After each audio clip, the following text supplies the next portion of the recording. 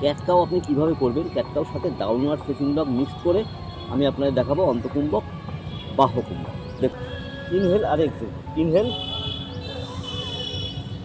এখানে ইনহেলের পরে internal breathe retention মানে অন্তকুম্বক। এক্সহেল,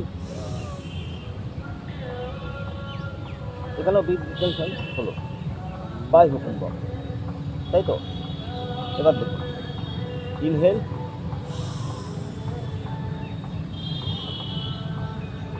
এক্সহেল, এখানে আমি শ্বাস নেব না, বাহ্যকুম্বক করবো। আবার যখন আমি টেবিল টপে এলাম, এখানেই আমি শ্বাস নেব।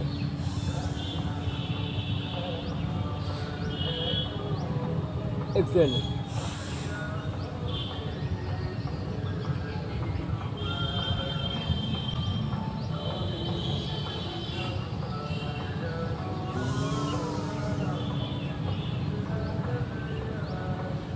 এক্সহেল।